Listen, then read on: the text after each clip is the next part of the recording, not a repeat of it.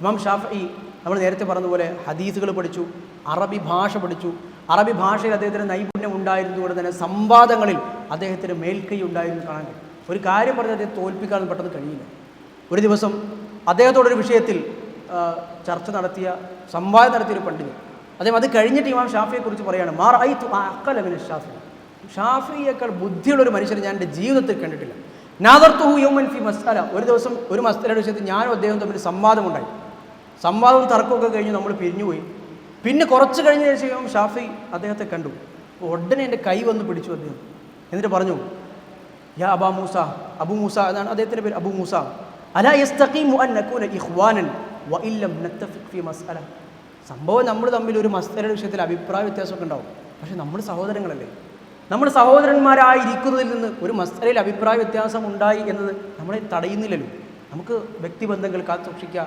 ഒരു മസ്അലയുടെ വിഷയത്തിൽ അഭിപ്രായ വ്യത്യാസം ഉണ്ടായി, പക്ഷേ ആളുകളോട് അതിൻ്റെ പേരിൽ ഇന്നും പലപ്പോഴും അങ്ങനെയാണല്ലോ. ചിലപ്പോൾ അഹ്ലുസുന്നയുടെ പണ്ഡിതന്മാർക്കിടയിൽ തന്നെ അഭിപ്രായ വ്യത്യാസങ്ങളുള്ള വിഷയങ്ങളുണ്ടാവും, ദീനിൽ തന്നെ വിശാലതയുള്ള വിഷയങ്ങളുണ്ടാവും. അപ്പോൾ ചിലപ്പോൾ നമ്മളൊരു വശം മാത്രമേ കേട്ടിട്ടുണ്ടാവും, ദീനിലത് വിശാലത ഉണ്ടാവും. അപ്പോൾ അത് ചെയ്യാത്ത, നമ്മൾ പഠിച്ച കാര്യം ചെയ്യാത്ത ആളോട് നമ്മൾ പിന്നെ വെറുപ്പായി. അതിനെക്കുറിച്ച് നമ്മൾ പഠിക്കുമ്പോഴായിരിക്കും അറിയാം ദീനിൽ വിശാലത ഉള്ളതാണ്. അത് ചിലപ്പോൾ അങ്ങനെയും ചെയ്യാൻ കഴിയും, ഇങ്ങനെയും ചെയ്യാൻ കഴിയും.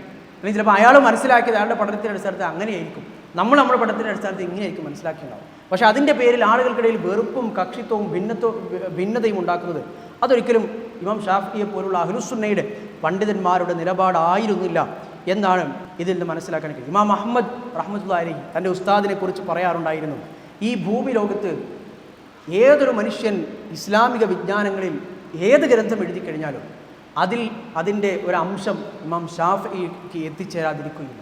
ഇമാം ഷാഫി നമ്മൾ നേരത്തെ പറഞ്ഞ ഭാഷയിൽ, ഖുർആനിൽ, സുന്നത്തിൽ, ഹദീത്തിൽ, ഫിഖ്ഹിൽ, അതുപോലെ തന്നെ തഫ്സീറിൽ, ഇങ്ങനെ നിരവധി മേഖലകളിൽ കഴിവ് തെളിയിച്ചയാളായിരുന്നു ഇമാം ഷാഫി. ഇമാം അഹ്മദ് ബിൻ ഹംബൽ റഹ്മത്തുള്ളാഹി അലൈഹിയോട് അദ്ദേഹത്തിൻ്റെ മകൻ അബ്ദുള്ള ചോദിക്കുന്നുണ്ട്, എന്താ നിങ്ങൾ ജീവിതത്തിൽ ഇമാം അഹ്മദ് പ്രാർത്ഥിക്കുമ്പോഴൊക്കെ ഇമാം ഷാഫിക്ക് വേണ്ടി പ്രാർത്ഥിക്കും?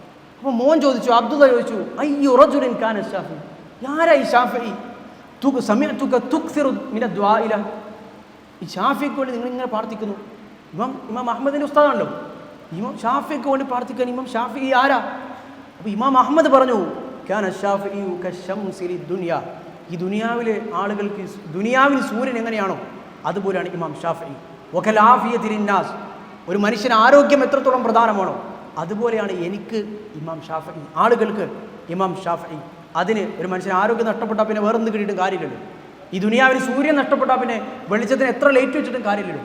അതുപോലെ ഇമാം ഷാഫിക്ക് പകരം വെക്കാൻ ഒരു മനുഷ്യനെയും കിട്ടില്ല മോനെ എന്നാണ് ഇമാം അഹ്മദ് തൻ്റെ മകനോട് പറഞ്ഞത്. ഇമാം അഹ്മദ് സാധാരണ തഹജ്ജുദിൽ പ്രാർത്ഥിക്കാറുണ്ടായിരുന്ന 6 ആളുകളുണ്ടായി. ഇമാം അഹ്മദ് തന്നെ പറയുന്നത് കാണാൻ കഴിയും, സിത്തത്തുൻ അദ്ഉ ലഹും ഫി സഹർ, തഹജ്ജുദിൻ്റെ സമയത്ത്, അത്താഴത്തിൻ്റെ സമയത്ത് ഞാൻ പേരെടുത്ത് പ്രാർത്ഥിക്കുന്ന 6 ആളുകളുണ്ട്.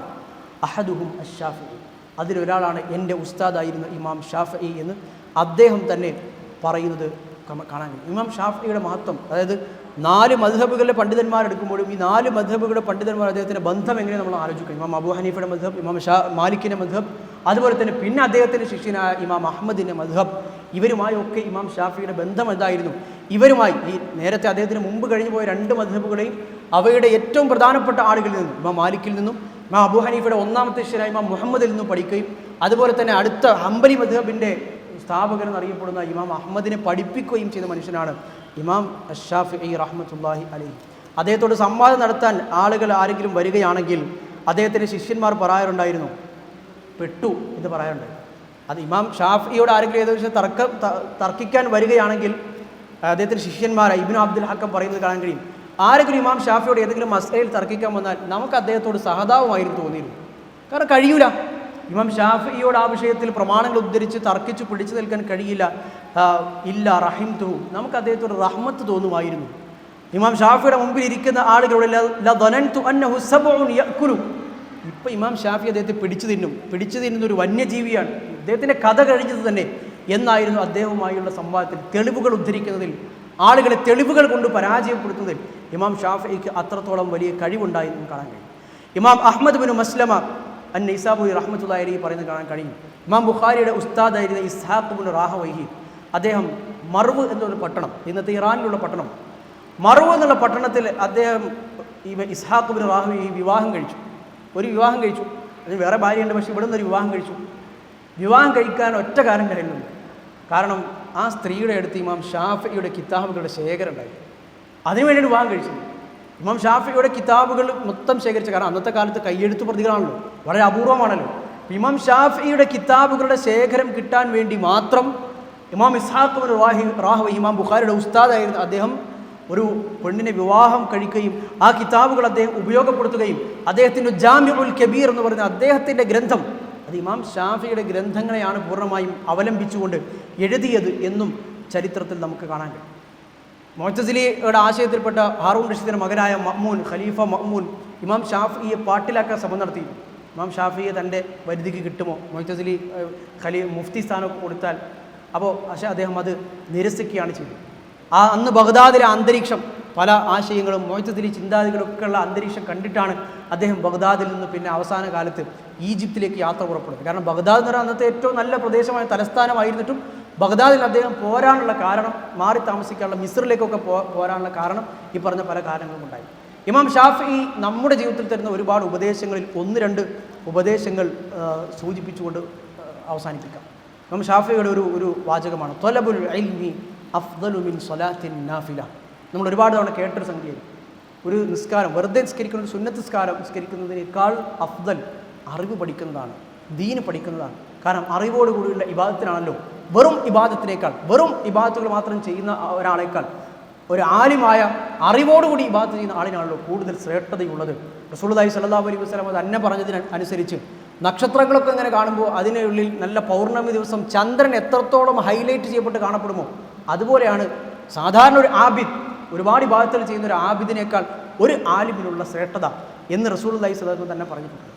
ഇമാം ഷാഫിയുടെ മറ്റൊരു വാചകം കൂടി കാണാൻ കഴിയും, വദിത്തു അന്ന കുല്ല ഇൽമിൻ അഅലമുഹു യഅലമുഹു നാസ്. അത് പറഞ്ഞു, ഞാൻ ഈ നേടിയെടുത്തത്, ഒരുപാട് അറിവ് നേടിയപ്പോൾ അദ്ദേഹത്തിന് മറ്റുള്ള മനുഷ്യരോടുള്ള അദ്ദേഹത്തിന് ഒരു പരിഗണനയാണ്. നമ്മളൊക്കെ ആ ഒരു ചിന്ത നമ്മളിൽ ഉണ്ടോ? നമുക്ക് അറിവ് കിട്ടിയാൽ പലപ്പോഴും നമ്മൾ ചെയ്യാന്ന് വെച്ചാൽ ഇത് നമുക്ക് മാത്രം അറിയുന്നൊരു സംഗതി ആയിക്കോട്ടെ, നമുക്കൊരു പോയിന്റ് കിട്ടി, അത് എഴുതി വെച്ചു, ഒരു പ്രത്യേകത. ഇതിനിപ്പോൾ ബാക്കിയുള്ള മുമ്പിൽ പറഞ്ഞിട്ട് നമുക്ക് എന്ത് ചെയ്യാം, നമുക്ക് മാത്രം അറിയുന്നൊരു പോയിന്റ് മറ്റുള്ളവർ പറയാമല്ലോ. ഇപ്പോൾ ഇമാം ഷാഫിയുടെ ക്ലാസ്സൊക്കെ കേട്ടോ, ഇമാം ഷാഫി എവിടെ ജനിച്ചത് ഇനി ആളുകളോട് ചോദിക്കും, അനക്കറിയില്ലല്ലേ, ഗസയിലാണ് ജനിച്ചത്. ഇതൊക്കെയാണ് പൊതുവേ നമ്മുടെ സ്വഭാവം. പക്ഷേ ഇമാം ഷാഫി പറയാണ്, വദിത്തു അന്ന കുല്ല ഇൽമിൻ അഅലം, എനിക്കറിയുന്ന, ഞാൻ പഠിച്ചവൻ്റെ ദീനിൽ നിന്ന് മനസ്സിലാക്കിയ ഈ ഇൽമൊക്കെ യഅലമുഹുന്നാസ്, ഇതൊക്കെ ആളുകൾ പഠിച്ചിരുന്നെങ്കിൽ, ഇതൊക്കെ ആളുകൾ അറിഞ്ഞിരുന്നെങ്കിൽ, അതാണ് എൻ്റെ മനസ്സിൽ അങ്ങനെ ഇങ്ങനെ തോന്നുകയാണ് എന്ന് ഇമാം ഷാഫി പറയാണ്. ഊജറു അലൈഹി വലാ യഹ്മദൂനി, ഞാനതിങ്ങനെ ആളുകൾക്ക് പറഞ്ഞു കൊടുക്കാം, പക്ഷേ എൻ്റെ പേര് അറിയപ്പെടാതെ, ആളുകൾ എന്നെ പുകഴ്ത്തുകയോ എൻ്റെ പേര് പറയുകയൊന്നും ചെയ്യാതിരിക്കുകയും, പക്ഷേ എന്നാൽ ഞാനിതൊക്കെ ആളുകൾ, ഞാൻ ആരാരും അറിയപ്പെടാതെ, പക്ഷെ എന്നാൽ ഞാൻ ഈ പഠിച്ച അറിവുകളൊക്കെ ആളുകൾക്ക് ഇങ്ങനെ കിട്ടുന്നത്, അതാണ് എനിക്ക് ഏറ്റവും ഇഷ്ടം എന്ന് ഇമാം ഷാഫി പറയുന്നത് നമുക്ക് കാണാൻ. അതുപോലെ തന്നെ കുല്ലു മാ ഖുൽതു വകാന അനിൻ നബി സല്ലല്ലാഹു അലൈഹി വസല്ലം ഖിലാഫു ഖൗലി മിമ്മാ യസിഹ് ഫഹദീസുൻ നബി സല്ലല്ലാഹു അലൈഹി വസല്ലം ഔലാ. ഞാനൊരു കാര്യം പറഞ്ഞു, പ്രവാചകരിൽ നിന്നൊരു കാര്യം സ്വഹീഹായി അതിന് വിരുദ്ധമായി ഉദ്ധരിക്കപ്പെട്ടു എങ്കിൽ ഫഹദീസുൻ നബി ഔലാ, പ്രവാചകന്റെ ഹദീസാണ് നിങ്ങൾ സ്വീകരിക്കേണ്ടത്. വലാ തുഖല്ലിദൂനി, എന്നെ നിങ്ങൾ തഖ്ലീദ് ചെയ്യരുത് എന്ന് ഇമാം ഷാഫിയുടെ വാചകം. ഇദാ സ്വഹൽ ഹദീസു ഫഹുവ മദ്ഹബി എന്നും ഇമാം ഷാഫിയുടെ വാചകം. ഒരു ഹദീസ് സ്വഹീഹായി വന്നാൽ അതാണ് പിന്നെ എൻ്റെ മദ്ഹബ്, ഞാനത് പറഞ്ഞു എന്ന് തന്നെ കൂട്ടിക്കോ, അല്ലാതെ ഞാനതിന് വിരുദ്ധമായി പറഞ്ഞാൽ എൻ്റെ വാചകത്തെ ഫദ്രിബു ബിഹിൽ ഹായിദ്, അത് നീ ചുമരിലെറിഞ്ഞു കളയൂ എന്ന് ഇമാം ഷാഫി പറഞ്ഞ ഈ സമാനമായ വാചകങ്ങൾ ഒരുപാട് റിപ്പോർട്ടുകളും കാണാൻ കഴിയും. അവസാന കാലത്ത് നാം നേരത്തെ പറഞ്ഞതുപോലെ ബഗ്ദാദിലും യമനിലും ഒക്കെ പഠിച്ച ഇമാം ഷാഫി പലതവണ ബഗ്ദാദിലെത്തിയിട്ടുണ്ട്. അവസാനം ബഗ്ദാദിലെ ഈ അന്തരീക്ഷവും മറ്റു കാര്യങ്ങളൊക്കെ കണ്ട് ഇമാം ഷാഫി മിസ്റിൽ പോവുകയും, മിസ്റിൽ ഹിജ്റ 199 ഇമാം ഷാഫി അവസാന കാലത്ത് മിസ്റിലാണ് പോകുന്നത്, മിസ്റിലാണ് പിന്നെ താമസമാക്കുകയും ചെയ്യും. അവിടെ തന്നെയാണ് ഇമാം ഷാഫി മരണപ്പെടുകയും ചെയ്യുന്നത്. ഇമാം ഷാഫി മരണസമയത്ത് അദ്ദേഹം പാടിയ കവിതകളൊക്കെ, അദ്ദേഹം പറഞ്ഞ അദ്ദേഹത്തിൻ്റെ തിന്മകളെക്കുറിച്ച് അദ്ദേഹം വിലപിക്കുന്ന കവിതകളൊക്കെ ചരിത്രത്തിൽ അതേപടി ഉദ്ധരിക്കപ്പെട്ടിട്ടുണ്ട്. വലമ്മ ഖസാ ഖൽബി വദാഖത് മദാഹിബി ജഅൽതു റജാഇ ദൂന അഫ്ബിക സുല്ലമ. അല്ലാഹു പടച്ചോനെ, എൻ്റെ ഹൃദയം കടുത്തു പോവുകയും എൻ്റെ വഴികളൊക്കെ ഇടുങ്ങിയതാവുകയും എൻ്റെ പാപങ്ങളൊക്കെ എന്നെ ഇടുക്കുകയും ഒക്കെ ചെയ്യുമ്പോൾ എൻ്റെ പ്രതീക്ഷ പടച്ചോനെ നിൻ്റെ അഫുവിലാണ്, നിൻ്റെ വിട്ടുവീഴ്ചയും നിൻ്റെ ഔദാര്യവും ഒക്കെ കിട്ടി സ്വർഗത്തിലേക്ക് രക്ഷപ്പെടാം എന്നൊക്കെയാണ് എൻ്റെ ഒരു പ്രതീക്ഷ. താദമനി ദംബി ഫലമ്മ ഖറൻതുഹു ബിഅഫ്വിക റബ്ബി കാന അഫ്വുക അഅദമ. നിൻ്റെ അഫു, എൻ്റെ പാപങ്ങൾ എത്രത്തോളം വലുതാണ് എങ്കിലും അതൊക്കെ നിൻ്റെ വിട്ടുവീഴ്ചയുമായി താരതമ്യം ചെയ്യുമ്പോൾ അതൊക്കെ എത്രയോ നിസ്സാരമാണ്, നിൻ്റെ അഫുവാണല്ലോ ഏറ്റവും ഉന്നതമായിട്ടുള്ളത് എന്ന് പറയുന്ന അദ്ദേഹത്തിൻ്റെ ഒരു കുറച്ചധികം വരികളുള്ള കവിതകൾ നമുക്ക് കാണാൻ കഴിയും. ഇമാം ഷാഫി റഹ്മത്തുള്ളാഹി അലൈഹി മിസ്റിൽ വെച്ച് ഹിജറ 204 150 ജനിച്ച അദ്ദേഹം 204 199 മിസ്റിലെത്തി. 204 മിസ്റിൽ വെച്ച് അദ്ദേഹം ഒരു ജുമായുടെ ദിവസം രാത്രി അഥവാ വ്യാഴാഴ്ച രാത്രി ഇശാഇന് ശേഷം റജബ് മാസത്തിൽ അദ്ദേഹം മരണപ്പെട്ടു. മിസ്റിൽ തന്നെയാണ് ഇമാം ഷാഫിയുടെ ഖബറും ഉള്ളത്. ഇമാം ഷാഫിയുടെ വിഷയത്തിൽ മിസ്റിൽ അന്ന് നാം നേരത്തെ പറഞ്ഞതുപോലെ നിലവിലുണ്ടായിരുന്ന ഇമാം മാലിക്കിൻ്റെ മദ്ഹബ്, അതുപോലെ തന്നെ അബൂ ഹനീഫയുടെ മദ്ഹബുമായിട്ടുള്ള തർക്കങ്ങൾ ഇമാം ഷാഫി പറയാറുണ്ടായിരുന്നു. മിസ്റിൽ ഞാൻ എത്തിക്കഴിഞ്ഞാൽ ഈ തർക്കങ്ങൾക്കൊരു വിരാമം കുറിക്കും, ഈ തർക്കങ്ങൾക്ക് അന്ത്യമുണ്ടാക്കാൻ കഴിയുന്ന രൂപത്തിൽ പ്രമാണങ്ങൾക്കനുസൃതമായൊരു നിലപാട് അവർക്ക് പഠിപ്പിച്ചു കൊടുക്കും. അദ്ദേഹത്തിൻ്റെ ശിഷ്യന്മാരോട് പറഞ്ഞതുപോലെ തന്നെ ഇമാം ഷാഫി മിസ്റിലെത്തുകയും അവസാനം ഇമാം മാലിക്കിൻ്റെ മദ്ഹബും അതുപോലെ തന്നെ അബൂ ഹനീഫ ഇമാം മാലിക്കിൻ്റെ മദ്ഹബായിരുന്നു മിസ്റിൽ അധികവും ഉണ്ടായിരുന്നു. അത് മാറി അതിലുള്ള പല പ്രശ്നങ്ങളും ഇമാം മാലിക്കിൻ്റെ മദ്ഹബ് എന്ന് പറയുമ്പോൾ മാലിക്കിൻ്റെ പ്രശ്നങ്ങളെന്നല്ല, പിൽക്കാലത്ത് ആ മദ്ഹബിൽ വന്ന അദ്ദേഹത്തിൻ്റെ ശിഷ്യന്മാരും പണ്ഡിതരും അവർക്കൊക്കെ അഭിപ്രായങ്ങളുണ്ടാവുമല്ലോ, അതൊക്കെ ചേർന്നാണല്ലോ മദ്ഹബുകൾ ഉണ്ടാകുന്നത്. അല്ലാതെ ഇമാമിൻ്റെ ഒറ്റയാളുടെ മദ്ഹബ് അദ്ദേഹത്തിൻ്റെ അഭിപ്രായങ്ങൾ മാത്രമല്ല ഈ മദ്ഹബ് എന്നുള്ളത്. ഷാഫി മദ്ഹബ് എന്ന് പറഞ്ഞാൽ ഇമാം ഷാഫിയുടെ അഭിപ്രായങ്ങൾ മാത്രമല്ല. ഒരു പക്ഷേ ഇമാം ഷാഫി പറഞ്ഞ കാര്യം പോലും ആയിരിക്കില്ല ഇമാം ഷാഫി മദ്ഹബിലുള്ളത്. ഇമാം ഷാഫി 2 കാര്യം പറയും, അതിൽ ഏറ്റവും കൂടുതൽ പ്രബലം ഇതാണെന്ന് പറയും. പക്ഷെ അതായിരിക്കില്ല മദ്ഹബിലെ പ്രബലം. കാരണം മദ്ഹബ് എന്ന് പറഞ്ഞാൽ ഒരൊറ്റ ആളല്ല. മദ്ഹബു ഷാഫി എന്ന് പറഞ്ഞാൽ ആ മദ്ഹബിൽ ഇമാം നവവി ഉണ്ട്, ഇമാം റംലി ഉണ്ട്. അങ്ങനെ ഇമാം ഷാഫി മദ്ഹബിൽ ചില അഭിപ്രായം ചിലപ്പോൾ ഇമാം ഷാഫി പറഞ്ഞതിനേക്കാൾ ഇമാം നവവി പറഞ്ഞ അഭിപ്രായത്തിനായിരിക്കും മുൻതൂക്കം കൊടുക്കുക. അപ്പോൾ മദ്ഹബ് എന്ന് പറഞ്ഞാൽ അങ്ങനെ പിൽക്കാലത്ത് പണ്ഡിതന്മാരിലൂടെ ഒക്കെ അങ്ങനെ രൂപപ്പെട്ടു വന്ന ഒന്നാണ്. അതായത് ഒരു പണ്ഡിതൻ്റെ അദ്ദേഹത്തിൻ്റെ ഇത് മാത്രമല്ല. അപ്പോൾ ഇമാം മാലിക്കിൻ്റെ മദ്ഹബ് അദ്ദേഹം പറഞ്ഞതുപോലെ തന്നെ അവസാന കാലത്ത് ഇമാം ഷാഫി അദ്ദേഹം മിസ്റിൽ അദ്ദേഹത്തിൻ്റെ അഭിപ്രായങ്ങൾക്ക് മുൻതൂക്കം കിട്ടുകയും ഈ പറഞ്ഞതുപോലെ രണ്ടും കൂടി സംയോജിപ്പിച്ചുകൊണ്ടുള്ള ഈ പ്രമാണങ്ങൾക്കനുസൃതമായ അദ്ദേഹത്തിൻ്റെ പഠനങ്ങൾക്കും അദ്ദേഹത്തിൻ്റെ അഭിപ്രായങ്ങൾക്ക് അനുസൃതമായ ഒരു അന്തരീക്ഷം മിസ്റിൽ രൂപപ്പെടുത്തിയെടുക്കാൻ അദ്ദേഹത്തിന് സാധിക്കുകയും ചെയ്യും. അതുകൊണ്ട് തന്നെ ഇമാം ഷാഫിയുടെ മദ്ഹബിൽ 2 അഭിപ്രായങ്ങളുണ്ടാകും. മദ്ഹബ് ജദീദ് അല്ലെങ്കിൽ അദ്ദേഹത്തിൻ്റെ ഖൗലുൻ ഖദീം, ഖൗലുൻ ജദീദ്, പഴയ അഭിപ്രായം പുതിയ അഭിപ്രായം. അതുകൊണ്ട് പ്രധാനമായി ഉദ്ദേശിക്കുന്ന ഈ ബഗ്ദാദിലും അതുപോലെ തന്നെ മക്കയിലുമൊക്കെ ആയിരുന്നപ്പോൾ ആ കാലത്ത് ഇമാം ഷാഫിയുടെ അഭിപ്രായങ്ങളാണ്. പ്രത്യേകിച്ച് ഇറാഖിൽ ബഗ്ദാദിലായ സമയത്തുള്ളതാണ് പഴയ അഭിപ്രായങ്ങൾ എന്ന് പറയും. ഖദീമായ ഖൗൽ എന്ന് പറയാം ഇമാം മദ്ഹബിൽ. ജദീദായ ഖൗൽ എന്ന് പറഞ്ഞാൽ പ്രത്യേകിച്ച് മിസ്റിൽ അവസാന കാലത്ത് ഇമാം ഷാഫി നേരത്തെ പറഞ്ഞ പോലെ കിതാബുൽ റിസാലയിലെ ഒക്കെയുള്ള അദ്ദേഹത്തിൻ്റെ പല അഭിപ്രായങ്ങളും അദ്ദേഹം ഈ കാലത്ത് അവസാന കാലത്ത് അദ്ദേഹത്തിൻ്റെ പഠനങ്ങളുടെ അടിസ്ഥാനത്തിൽ ബോധ്യപ്പെട്ടപ്പോൾ അദ്ദേഹത്തിൻ്റെ അഭിപ്രായത്തിൽ നിന്ന് പിന്തിരിഞ്ഞ് അദ്ദേഹത്തിൻ്റെ പുതിയ പഠനങ്ങളുടെ അടിസ്ഥാനത്തിൽ അദ്ദേഹത്തിന് ബോധ്യപ്പെട്ട സത്യം അദ്ദേഹം പറഞ്ഞു എന്ന് നമുക്ക് ചരിത്രത്തിൽ കാണാൻ കഴിയും. ഏതായാലും ഇമാം ഷാഫി, പല ആളുകളും ഇമാം ഷാഫിയെ പോലുള്ളൊരു പണ്ഡിതരെ അല്ലെങ്കിൽ മദ്ഹബിൻ്റെ വലിയ ഇമാമായി അറിയപ്പെടുന്ന ഇമാം ഷാഫിയെ നമ്മൾ ഇവിടെ തിരഞ്ഞെടുത്തതിന് പിന്നിലുള്ള ഏറ്റവും പ്രധാനപ്പെട്ട ഒരു കാര്യം, പല ആളുകൾക്കും നമ്മുടെ കേരളത്തിൽ തന്നെയും മദ്ഹബുകളെ അന്ധമായി നമ്മൾ തക്ലീദ് ചെയ്യരുത് എന്ന് പറഞ്ഞപ്പോൾ മദ്ഹബിൻ്റെ ഇമാമുമാരോടും മദ്ഹബിൽ തന്നെയുള്ള വലിയ വലിയ പണ്ഡിതന്മാരോടും പല ആളുകൾക്കും ഒരു ചെറിയ രൂപത്തിലെങ്കിലും ഒരു വിലക്കുറവും ബഹുമാനക്കുറവും ഉള്ളത് നമുക്ക് കാണാൻ കഴിയും. അങ്ങനെയല്ല, ഇമാം ഷാഫി മദ്ഹബിൻ്റെ പണ്ഡിതനാണ്, അതുപോലെ തന്നെ അഹ്ലുസുന്നയുടെ ഉന്നതനായ പണ്ഡിതനാണ്. അവരെ പോലെയുള്ള സേവനങ്ങളും അവർ നിർവഹിച്ച ഈ ലോകത്ത് നിർവഹിച്ച കാര്യങ്ങളുടെ 7 അയലത്തെത്താൻ പോലും നമുക്ക് കഴിയുകയില്ല. അവരുടെ ജീവിതത്തിൽ നിർവഹിച്ച ഈ ദീൻ സംരക്ഷിച്ചു പോകുന്ന ഇമാം ഷാഫിയുടെയൊക്കെ നിലപാട് എപ്രകാരമായിരുന്നു?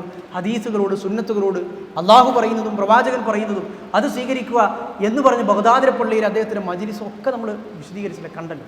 ഇമാം ഷാഫി അങ്ങനെ അദ്ദേഹത്തിൻ്റെ മദ്ഹബിൻ്റെ പേരിൽ ആളുകൾ എന്തൊക്കെ കാട്ടിക്കൂട്ടുന്നു എന്നത് വെച്ചുകൊണ്ട് ഇമാം ഷാഫിയെ ഒരിക്കലും നമ്മൾ അളക്കരുത്. ഇമാം അബൂ ഹനീഫയെയും അളക്കരുത്, ഇമാം മാലിക്കിനെയും അളക്കരുത്, ഇമാം അഹ്മദ് ബിൻ ഹംബൽ റഹ്മത്തുള്ളാഹി അലൈഹിയെയും അളക്കരുത്. ഇന്ന് പോലും മദ്ഹബിലെ പണ്ഡിതന്മാർ, ഇമാം നവവി ഷാഫി മദ്ഹബുകാരനാണ്, സഹീഹ് മുസ്ലിമിന് ശറഹ് എഴുതിയ ആളാണ് ഇമാം നവവി റഹ്മത്തുള്ളാഹി, ഷാഫി മദ്ഹബുകാരാണ്, 2ാം ഷാഫി എന്ന് പോലും അദ്ദേഹത്തെ വിളിച്ച ആളുകൾ. ഷാഫി മദ്ഹബിലെ 2 പ്രഗത്ഭന്മാരായ ഇമാം നവവിയും അതുപോലെ തന്നെ ഇമാം റംലിയും, അങ്ങനെ നിരവധി പണ്ഡിതന്മാരുണ്ട്. അങ്ങനെ മദ്ഹബുകൾ എന്നുള്ള വിഷയത്തിൽ അവരൊക്കെയും മദ്ഹബുകളെ അവർ പോലും നമ്മൾ നേരത്തെ പറഞ്ഞ ഒരു അന്ധമായി തക്ലീദ് ചെയ്യുന്നവരായിരുന്നില്ല. പ്രമാണങ്ങളുടെ അടിസ്ഥാനത്തിൽ എന്ത് ബോധ്യപ്പെട്ടോ അതവർ പറഞ്ഞു എഴുതി വെച്ചു. പിന്നെ അവരിൽ നിന്നത് പകർന്നു കിട്ടിയ ആളുകൾ അത് പ്രചരിപ്പിച്ചപ്പോൾ അത് ഇന്ന ആളുകളുടെ ഒരു അവരുടെ അഭിപ്രായം എന്ന രൂപത്തിൽ മദ്ഹബുകൾ പിന്നീട് രൂപപ്പെട്ടു വരികയാണ് ഉണ്ടായത്. നമ്മുടെ ഇന്ത്യയിലും കേരളത്തിലുമൊക്കെ മദ്ഹബുകൾ തമ്മിലുള്ള സംഘടനകളുണ്ട്. ലോകത്ത് പലയിടങ്ങളിലും ചരിത്രത്തിലുമൊക്കെ മദ്ഹബുകൾ തമ്മിൽ വളരെ രൂക്ഷമായ സംഘടനകൾ ഉണ്ടായിട്ടുണ്ട്. ഹദീസ് കിതാബുകൾ തിരുത്തുന്ന അവസ്ഥ വരെ നമ്മുടെ ഇന്ത്യയിലും പാകിസ്ഥാനിലുമൊക്കെ ഉണ്ടായിട്ടുണ്ട്. തറാവീഹിൻ്റെ റക്അത്തുകളുടെ എണ്ണം തങ്ങളുടെ മദ്ഹബുകൾക്കനുസരിച്ച് 20 ആക്കാൻ വേണ്ടി മുസന്നഫ് ഇബ്നു അബി ഷൈബയുടെ പ്രിൻ്റ് ഇറക്കിയപ്പോൾ അതിൽ വാചകം മാറ്റി അതിൽ അടുത്ത പ്രിൻ്റിൽ 20 എന്ന് എഴുതി ചേർത്ത സംഭവങ്ങൾ വരെ ഉണ്ടായി. അപ്പോൾ പിൽക്കാലത്തുള്ള ആളുകൾ അവരുടെ മദ്ഹബുകളുടെ അടിസ്ഥാനത്തിൽ ചെയ്യുന്ന കോപ്രായങ്ങൾക്കും കാട്ടിക്കൂട്ടലുകൾക്കും മദ്ഹബിൻ്റെ ഇമാമുമാരെയോ ഇസ്ലാമിക ലോകത്തെ തലമുതിർന്ന പണ്ഡിതന്മാരെയോ വില കുറച്ച് കാണുകയോ അവരുടെ സേവനങ്ങളെ അവമതിക്കുകയോ ചെയ്യുന്നത് ഒരിക്കലും അഹ്ലുസുന്നയിൽ ഒരു വ്യക്തിയുടെയും നയമല്ല, നമ്മുടെ നയമല്ല. അവരൊക്കെയും പ്രമാണങ്ങൾക്കനുസൃതമായി പറഞ്ഞവരാണ്, പഠിപ്പിച്ചവരാണ്. അവരൊക്കെയും അള്ളാഹുവിൻ്റെയും റസൂലിൻ്റെയും ഈ ദീനിനെ കൃത്യമായി നമുക്ക് എത്തിച്ചു തരുന്നതിൽ മുൻപന്തിയിൽ നിന്ന ആളുകളാണ്. അവരുടെ മഹത്വം മനസ്സിലാക്കുകയും അവരുടെ ജീവിതത്തിൽ നിന്നുള്ള പാഠങ്ങൾ ഉൾക്കൊള്ളുകയും ചെയ്യുക എന്നതാണ് നമ്മുടെ ഈ ദർസിൻ്റെ ഉദ്ദേശം. കുറച്ചധികം നമ്മുടെ ദർസ് നീണ്ടു. തുടക്കത്തിൽ ഒന്നാമത്തെ ദർസ് എന്നുള്ള നിലയിൽ ഈ നമ്മൾ ഉദ്ദേശിക്കുന്ന ദർസിൻ്റെ ഒരു ഉദ്ദേശം എന്ന് തന്നെ നമ്മൾ ഒന്ന് മനസ്സിലാക്കേണ്ടത്. വെറുതെ ചരിത്രം കേട്ട് മനസ്സിലാക്കുക, ഒരാളിങ്ങനെ മരിച്ചു ജീവിച്ചു, സാധാരണ ആളുകൾ മനസ്സിലാക്കുന്നത് പോലെ ഇന്ന ആൾ ഇന്ന കൊല്ലം ജീവിച്ചു, ഇന്ന സ്ഥലത്തൊക്കെ പോയി യാത്ര ചെയ്തു, ഇന്ന കൊല്ലം മരിച്ചു എന്ന് പറയാനല്ല നമ്മുടെ ഉദ്ദേശം. ഇമാം ഷാഫിയുടെ ജീവിതത്തിൽ എത്രയോ പ്രമാണങ്ങളുള്ള പ്രതിബദ്ധത ഇമാം ഷാഫിയുടെ ജീവിതത്തിൽ ഒന്നാമതായി നമുക്ക് കിട്ടുന്ന പാഠമാണ്. അറബി ഭാഷ പഠിക്കുക എന്നത് അടിസ്ഥാന യോഗ്യതയാണെന്ന് ഒന്നാമത് നമുക്ക് കിട്ടുന്ന പാഠമാണ്. ഒരു അറിവ് എന്ന് പറയുന്നത് ഉള്ളിലുള്ളതാണ്, അല്ലാതെ പുറമേ ഉള്ളതല്ല. അത് ഉള്ളിൽ ഹൃദയത്തിൽ സൂക്ഷിക്കുന്നതാണ് എന്ന് ഇമാം ഷാഫിയുടെ ജീവിതത്തിൽ നമുക്ക് കിട്ടുന്ന പാഠമാണ്. നമ്മുടെ ജീവിതത്തിലുണ്ടായ ദാരിദ്ര്യവും അതുപോലെ അനാഥത്വവും തുടങ്ങുന്ന പരീക്ഷണങ്ങൾ അത് അതിജീവിച്ച് അറിവ് നേടി മുന്നോട്ട് വരിക എന്നത് സാഹചര്യങ്ങൾ എത്ര പ്രതികൂലമായിരുന്നാലും ദീന് പഠിക്കാൻ മുന്നോട്ട് വന്ന് വലിയ ഇമാമായി മാറാൻ കഴിയും എന്നത് ഇമാം ഷാഫിയുടെ ജീവിതത്തിൽ നമുക്ക് കിട്ടുന്ന പാഠമാണ്. അതുപോലെ തന്നെ ദാനം ചെയ്യുക എന്നത് ഇമാം ഷാഫിയുടെ ജീവിതത്തിൽ നമുക്ക് കിട്ടുന്ന പാഠമാണ്. ആളുകളോട് എങ്ങനെ ഇടപെടുക എന്നത് ഇമാം ഷാഫിയുടെ ജീവിതത്തിൽ നിന്ന് നമുക്ക് കിട്ടുന്ന പാഠമാണ്. ഇസ്ലാമിന് വേണ്ടി സേവനങ്ങൾ അർപ്പിക്കുക എന്നത് അതിനുവേണ്ടി എന്തും ത്യജിക്കാൻ തയ്യാറാവുക, സമ്പത്തോ ആരോഗ്യമോ ഊർജ്ജമോ എന്തും ത്യജിക്കാൻ തയ്യാറാവുക എന്നത് ഇമാം ഷാഫിയുടെ ജീവിതത്തിൽ നിന്ന് നമുക്ക് കിട്ടുന്ന പാഠമാണ്. അറിവിന് വേണ്ടി എന്തും ചെയ്യാൻ തയ്യാറാകണം എന്നത് ഇമാം ഷാഫിയുടെ ശിഷ്യന്മാരായ ഇസ്ഹാഖ് ബിൻ റാഹ്വൈഹിയിൽ നിന്ന് നമുക്ക് കിട്ടുന്ന പാഠമാണ്.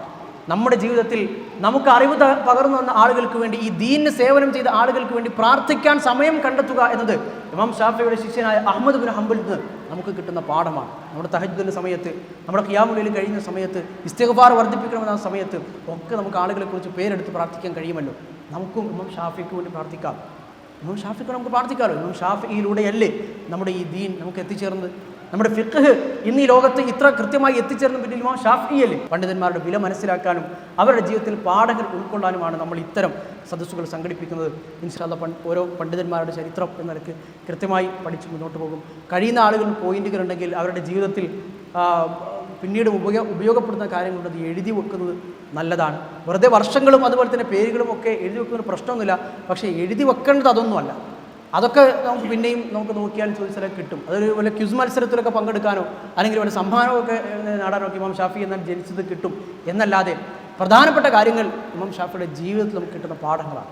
ത്വലബുൽ ഇൽമി അഫ്ദലു മിൻ സ്വലാത്തിൻ നാഫില എന്ന അദ്ദേഹത്തിൻ്റെ വാചകമാണല്ലോ.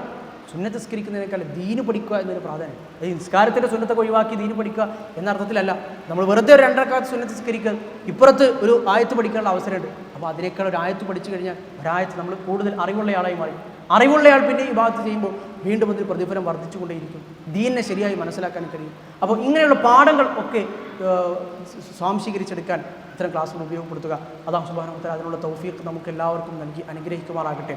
പണ്ഡിതന്മാരെ ബഹുമാനിക്കാൻ, അഹ്ലുസുന്നയുടെ പണ്ഡിതന്മാരെ വിലമതിക്കാൻ, അവരുടെ സേവനങ്ങൾ നമ്മുടെ ദീൻ എത്തിച്ചേരുന്ന എത്രത്തോളം പ്രാധാന്യമുണ്ടെന്ന് മനസ്സിലാക്കാൻ, അതിന് കൃത്യമായി വരും തലമുറയ്ക്ക് പകർന്നു കൊടുക്കാൻ ഇമാം ഷാഫിയെ പോലെ നമ്മുടെ വരും തലമുറയും എങ്ങനെയാണ് അവർക്ക് പകർന്നു നൽകി കൊണ്ടുവരേണ്ടത് എന്നത് പഠിപ്പിച്ചു കൊടുക്കാൻ നമുക്ക് സാധിക്കണം. അല്ലാഹു സുബ്ഹാനഹു വ തആല അതിനുള്ള തൗഫീഖ് നമുക്ക് എല്ലാവർക്കും നൽകി അനുഗ്രഹിക്കുമാറാകട്ടെ.